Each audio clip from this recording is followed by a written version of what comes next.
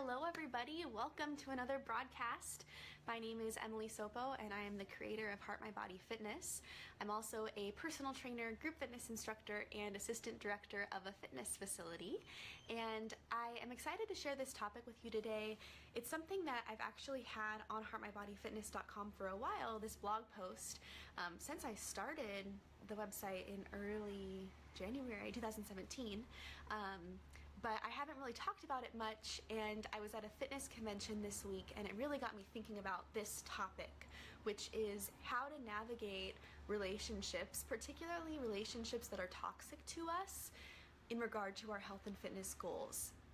If someone doesn't support your goals but they're in your life, how do we navigate that? Because that can be really, really challenging for a lot of people. I'm sure that you've heard the phrase or the saying that we are the average of the 5 people we spend the most time with, right? And hey Jared, I really do think that that is true. It's sometimes funny to look around at the people that I think I spend the most time with and be like, oh, yep, I see those similarities, right? You've probably experienced that yourself. But where it becomes an issue is, what if those 5 people, or just your circle, hey Michael, what if those people either don't understand or aren't supportive of your health and fitness goals, or what if they're even anti your health and fitness goals and they're trying to hinder your goals? How do we deal with that? The reason why this came up to me this week was because when I was at IHRSA, a health and fitness conference in LA, I was surrounded by a lot of fitness professionals and I really felt like, this is great, I feel supported, and with my people who understand my lifestyle and the fact that I don't want to stay out super late, or that I want to eat a healthy breakfast. And even if the people I was with didn't necessarily partake in that, they were at least like, hey, that's cool, do your thing, we support you. And that's really important. That's a nice thing about being in the fitness industry that I've experienced. But many of us don't have that type of kind of built-in community around us that is so focused on health and fitness, and we're trying to go it alone, which can be really challenging. So I want to just let you know, my stance right up front is that if there's a relationship in my life that is developing, whether it's romantic, friendship, coworker, whatever it is, if they're not supportive of my goals, then I typically say no to that relationship, or I will keep it very, very out here away from me, right? But we might not always have that luxury. For example, got a phone call from my dad. If your family doesn't support your goals, you're kind of bound to them, right? But research backs up what we're experiencing, and I want to read you this little blurb about this study. A 2014 study out of the journal Obesity studied 633 participants who were doing a worksite. There we go. There's my support system. Studied 633 adults who were participating in a worksite weight gain prevention intervention, right? So a workplace wellness type of program. And they looked at these 633 individuals and their behaviors and their weight gain, their weight maintenance, or their weight loss over 2 years. And here's what they found.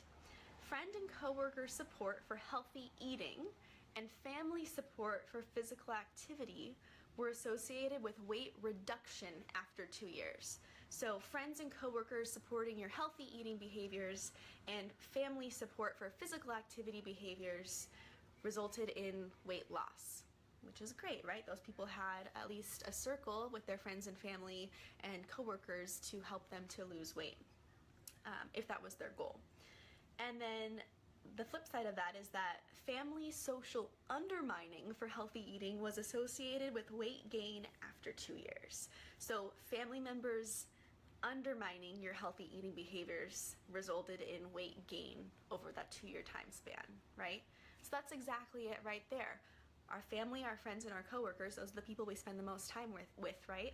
And in this study, they directly impacted how these people maintained or managed their weight over time. Pretty interesting. So in my post that I've had on heartmybodyfitness.com called Toxic Relationships, or Getting Rid of Toxic Relationships, I pose some tips for how we can cultivate supportive relationships. One of those things is with your family, your coworkers, and your friends, be really honest about your goals and your intentions for your health and fitness. Hey, Mark Lim. I'm glad that you could take a break from studying, or not studying, but working to join me. So be honest about your intentions. Tell them, I have a goal of, losing weight or exercising regularly, whatever it might be.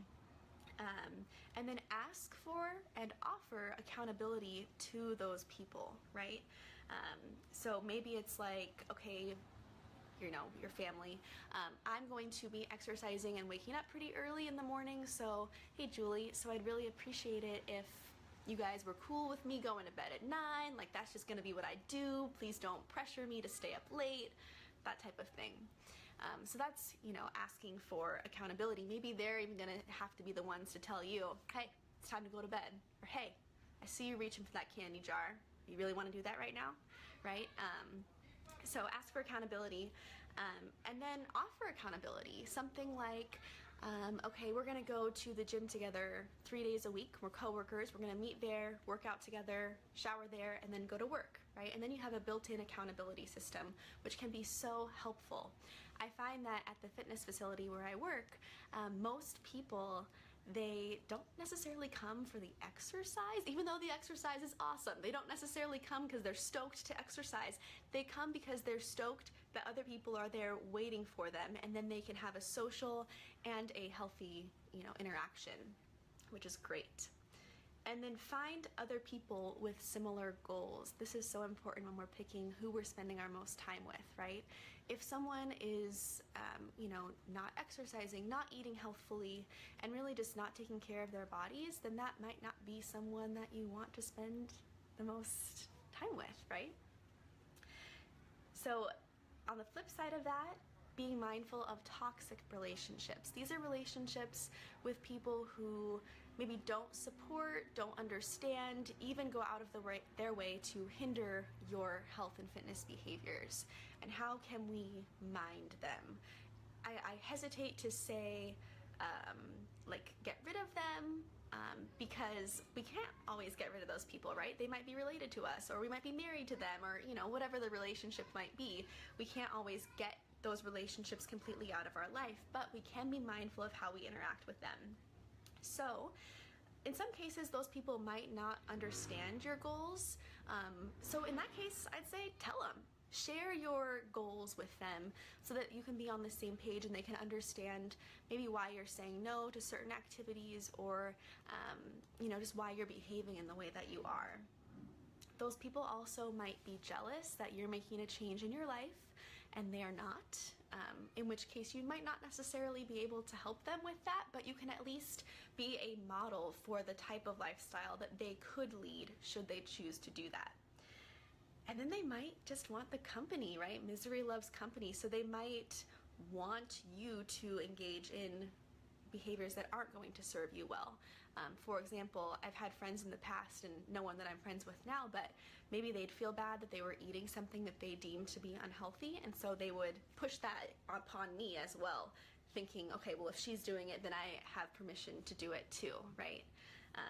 And that's never a good thing. Express your goals and your frustrations to those who are toxic in your life. You don't have to call them out for being toxic to you, right? If that's not going to be the right way of going about it. But you can say something like, hey you guys, I'm having a hard time because I know that the food we make here is so great and so delicious. I'm going to bring my own food, throughout the week. So I'm just going to have my own food over here. And I know it's maybe a little bit different, but I really want you to try to understand where I'm coming from. But I fully support your food, and maybe I'll partake once a week, something like that. And then if their behavior doesn't change and they're still either pressuring you to engage in unhealthy behaviors or giving you a hard time, then maybe those are people that will need to scale back on in terms of how involved they are in your life, right? Whether it's completely cutting them out, that's hard for me to be the one to say that, that's up to you. But maybe it becomes more of a surface level relationship in which you really don't share your health and fitness goals, right? Now, what was funny is that when I was preparing to do this broadcast and writing the blog, I was thinking to myself, this is really pertinent to social media, right? And I've talked about this a little bit before, but our relationships on social media are really with people and what they want you to see about them, right? It's not with the actual person, it's their image they're putting out to the world as far as, you know, looking at their posts and kind of engaging them on a surface level.